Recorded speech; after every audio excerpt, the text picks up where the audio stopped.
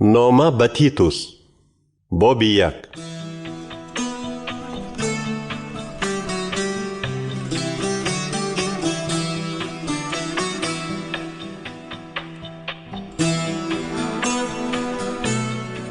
سلام تیتوس.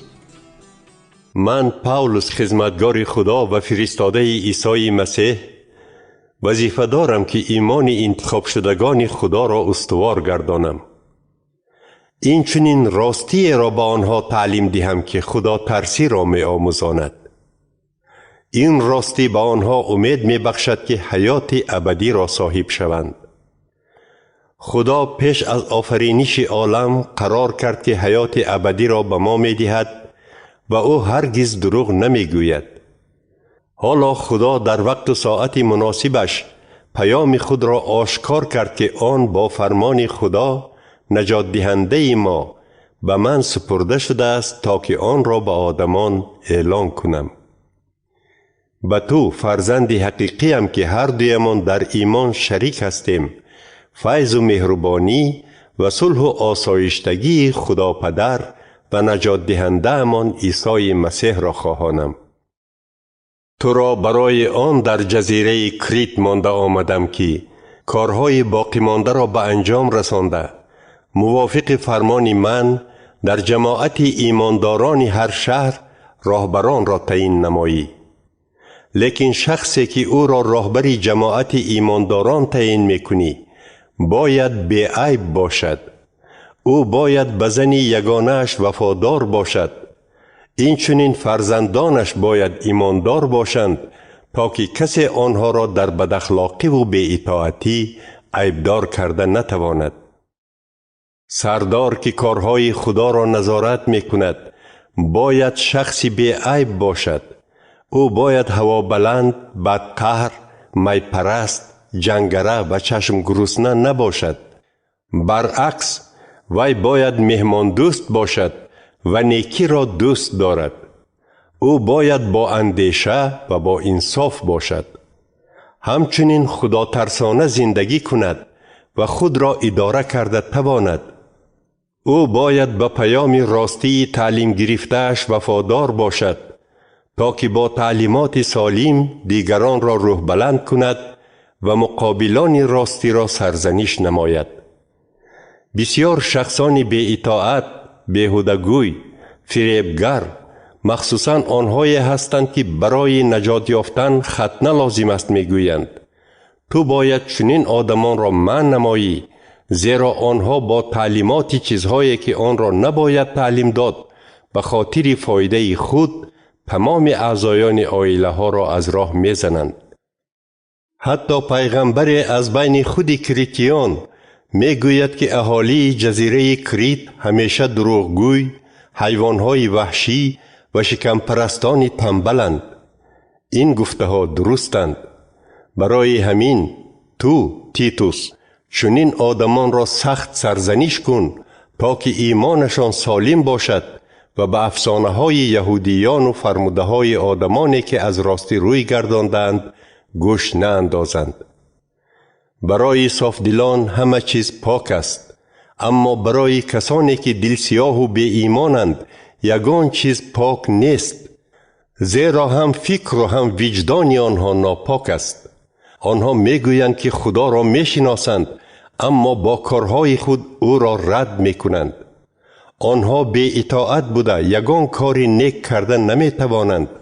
خدا از آنها نفرت دارد.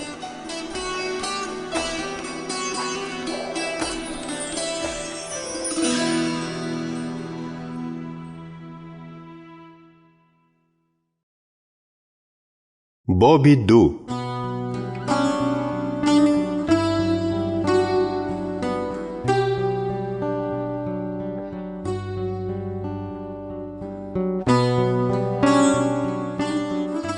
اما تو تیتوس چیزهای را به ایمانداران تعلیم ده که به تعلیمات درست موافق باشند. به مویسفیدان تعلیم ده که هوشیار، سزاوار حرمت و با اندیشه باشند. این چنین همیشه ایمان و محبت و صبرشان را نشان دهند. همچنین به پیرزنان تعلیم ده که خدا ترسانه رفتار کنند. آنها نباید غیبتچی و میپرست باشند. برعکس باید به جوان زنان نکویی را یاد دهند تا که آنها شوهر و کودکان خود را دوست دارند. اینچنین با اندیشه، پاکدامن، مشغول کار خانه، نیکوکار و تحت اطاعت شوهران خود باشند تا که کلام خدا به حرمت نگردد. جوان مردان را نیز نصیحت نما که با اندیشه باشند. خودت هم با همه گونه عملهای نیکت با آنها نمونه شو. بگذار تعلیم دهی تو راست قول و جدی بودنت را نشان دهد. گفتار درست را به کار بر تا که شخصان مقابل شرمنده شده درباره ما سخنی بد گفته نتوانند.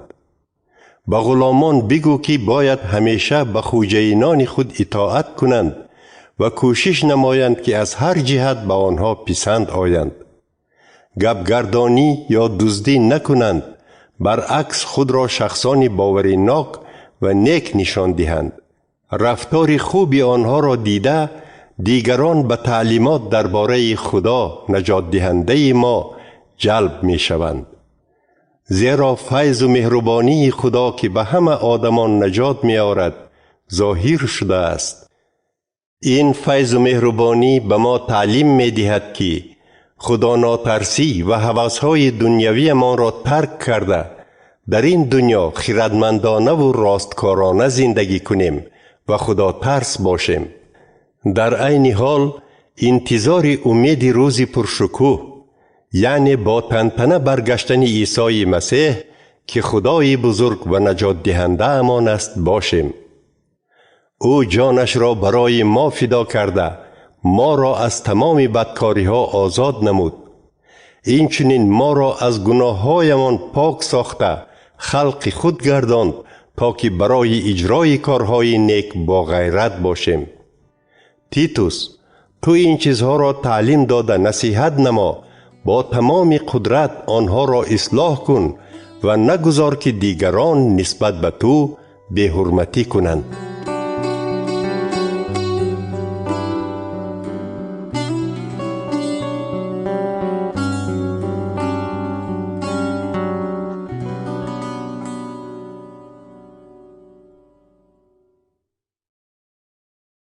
باب 3.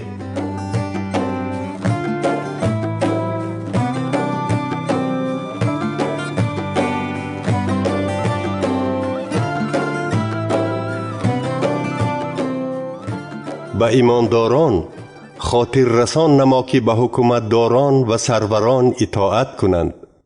آنها باید فرمانبردار و برای کار نیک کردن آماده باشند.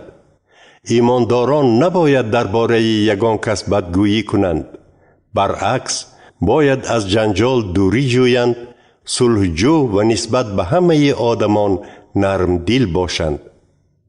ما هم زمان بی اندیشه، بی اطاعت، گمراه و غلام شهوت و حلاوت‌های گوناگون بودیم. حیاتمان پر از کینه و حسد بود و ما نسبت به هم دیگر نفرت داشتیم.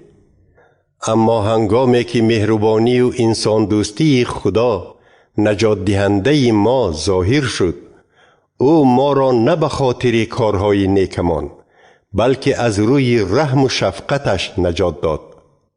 او به واسطه روح القدس یعنی روح خود گناههای ما را شسته به ما تولد نو و حیات نو بخشید. خدا به واسطه نجات دهنده ما عیسی مسیح روحش را به فراوانی به ما بخشید تا که به واسطه فیض و مهربانیش سفید شده دل پر گردیم که صاحب حیات ابدی می شویم.